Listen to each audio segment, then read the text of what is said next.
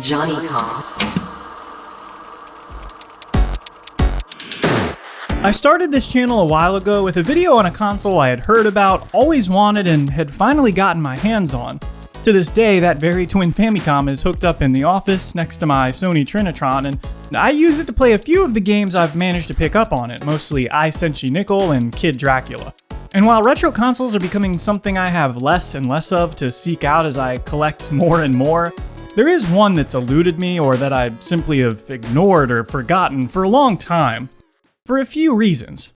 The TurboGrafx 16 is a console that I had never heard of at all until about, 16 years ago almost.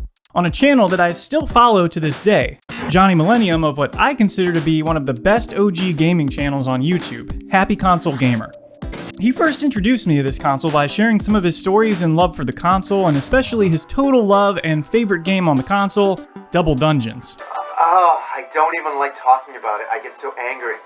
There are plenty of reasons why I love consoles like the TurboGrafx 16. I find that more obscure consoles like this, often overlooked, usually have quite a few exclusive gems worth playing, or maybe even versions of games that, while available on other consoles, may play better on certain hardware. The TurboGrafx 16 is no exception. And while it was forgotten and ignored for many years, in the past few years it's become quite a bit of a true collector's item, with the consoles and games skyrocketing in price. Unless you're rich, you won't be getting a legitimate complete collection for the system nowadays. Or even a partial one. And the games you'd want to collect are probably still upwards of $80, and that's being conservative. Fortunately for me, I don't care about having legitimate copies and reproductions exist. So I figured now was a good time to grab the console and finally experience this thing that I've been pining after for almost 2 decades.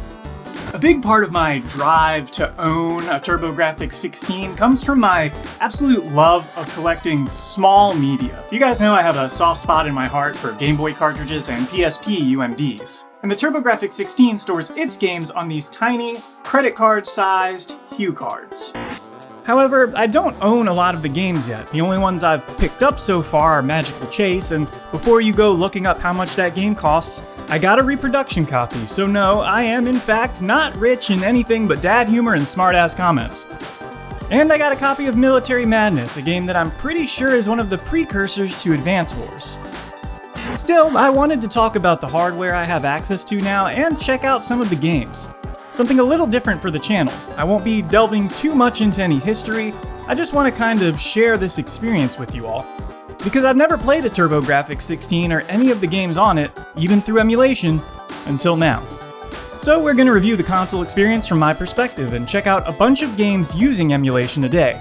I figured this would be a good way for me to test out games and find out which ones I'll actually like and can buy physical copies of later. Most of which will probably be reproductions because I don't have $20,000 laying around to collect for this thing. With that being said, let's get started.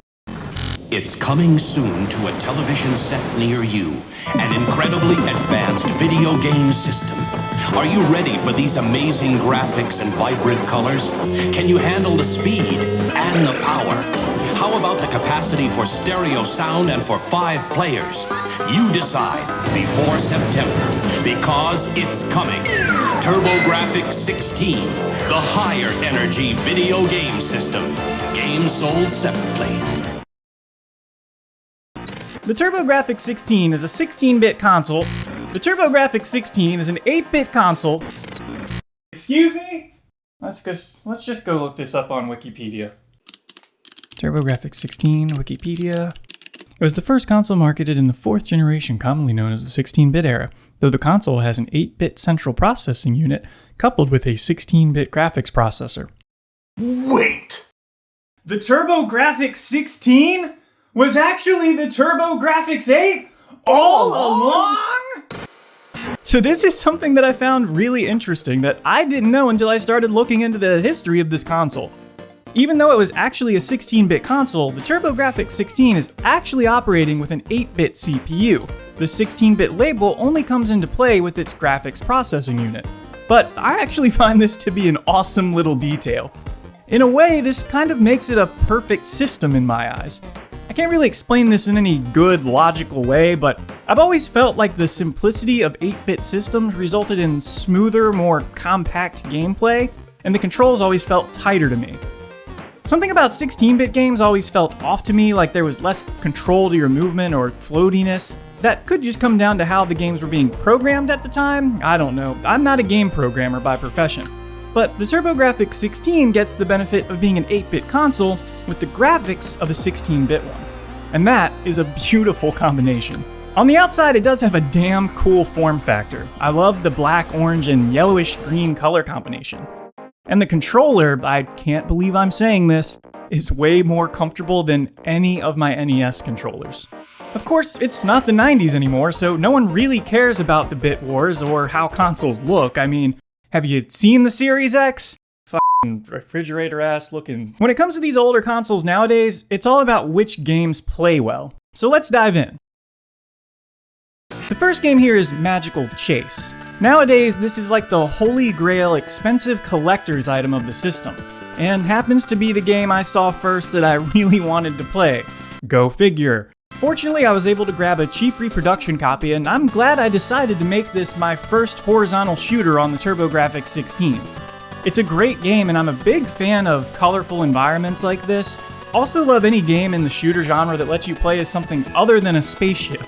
A witch on a broomstick is a really cute little touch. I love the way you can control which way the stars fire, I love the item shop, and the amazing soundtrack.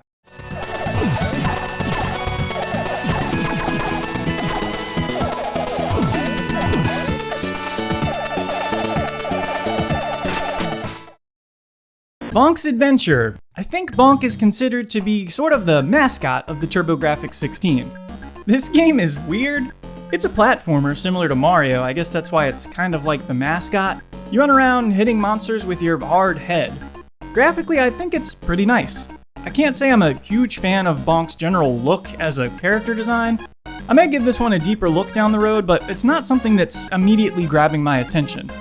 I'd criticize the strange choice to make his head his weapon, but is Mario jumping on enemies really any more normal?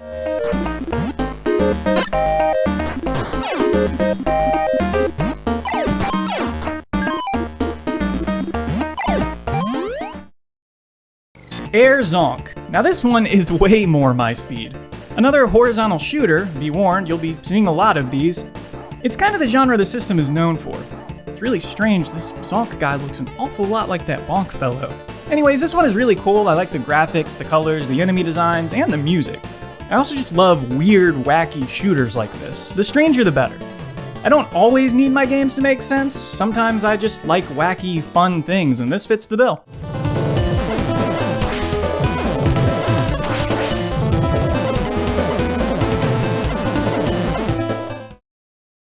I love the graphics in Aero Blasters. The music and the speed of this shooter also really match my preferences. The sound effects leave a little to be desired, and I died a lot, but as a shooter, it's not bad. I'm a fan of the ship sprite and the animations when you get shot down. That's not something you usually see.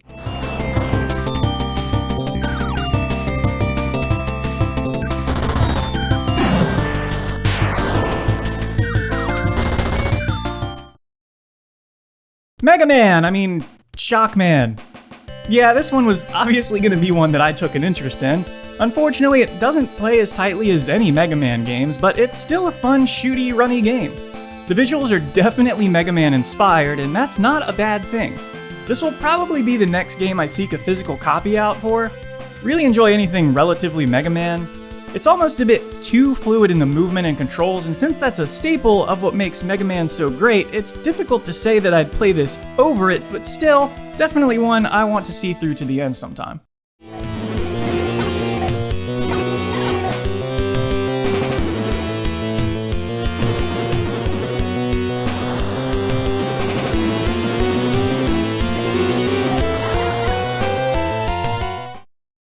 Alright, these next two games we're gonna cover together. I'm not a huge pinball fan, but I do like the machines. Video pinball has always seemed kinda pointless to me, but I have to say I really like Alien Crush and Devil's Crush. Visually, I think these games are fantastic, and I think a game like this owes a lot of its fun to its music and sound effects, and these games aren't lacking. Probably my favorite video pinball game since Space Cadet. The bonus stages are a little bit odd, and one of them I felt like I was just watching the ball bounce around for a minute straight while I did nothing.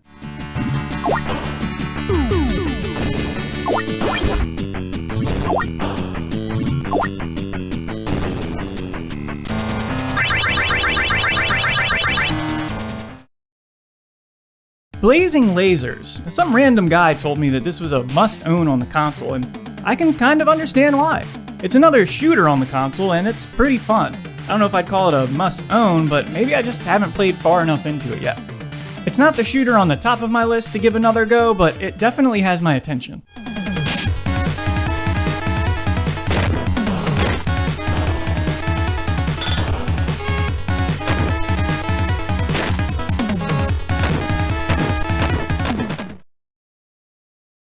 As soon as I saw Newtopia, I knew what I was getting into.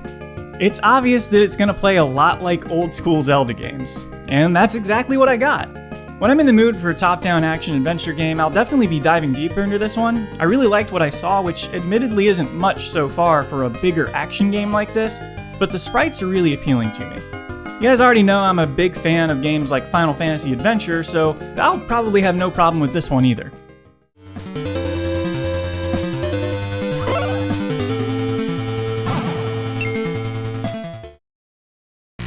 You know what they say about not judging a book by its cover? Well, that applies to Dead Moon. I looked at it thinking it was going to be a really generic, samey shooter, but I actually really enjoyed the feeling and controls in this one. And I really liked the power-ups. This is a great shooter.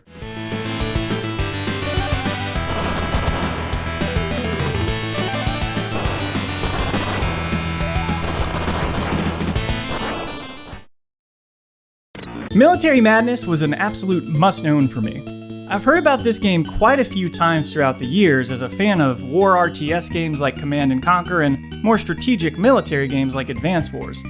This game has delivered exactly what I'm looking for. The parallels to Advance Wars and Yggdra Union gameplay are all there, and this was one that even though I was just testing it through emulation, I ended up playing for about 2 hours, so yeah, I definitely like this one.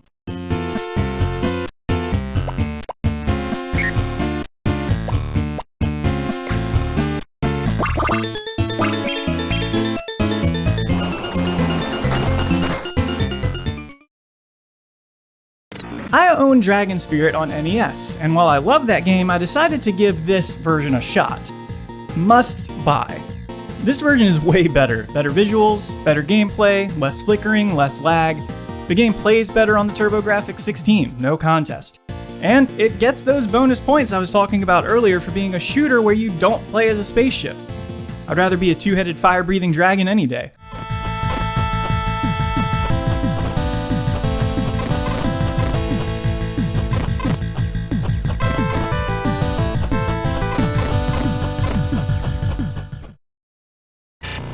The last game I decided to check out was Raiden. I'm a big fan of Raiden Trad on the Super Nintendo, and this one honestly doesn't play much different. And that's not a bad thing. Just be sure to turn on the turbo function for this one. I will say the best thing about the Raiden games to me is the high contrasting colors and insanely fun power-ups available. And I just love that little tiny red ship sprite.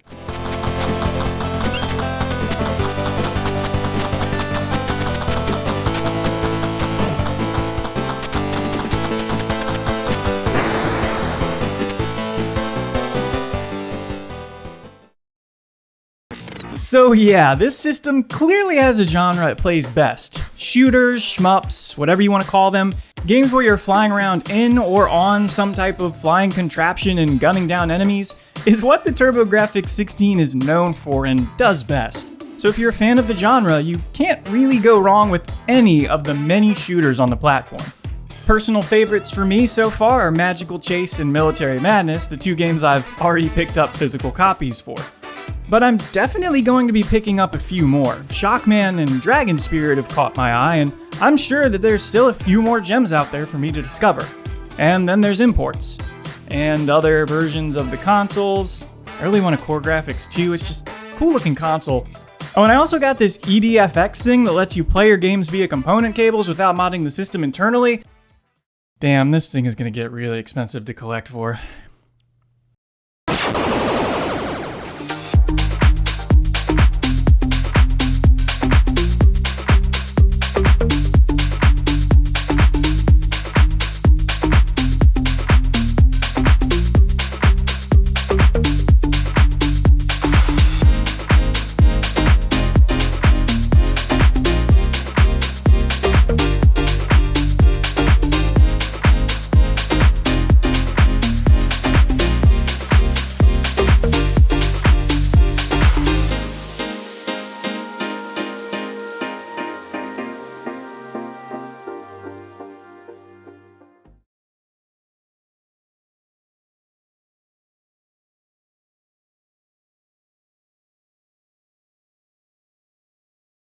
And the TurboGrafx 16 stores its games on tiny little credit cards, or what they're really called is Hue cards. And I have them upside down.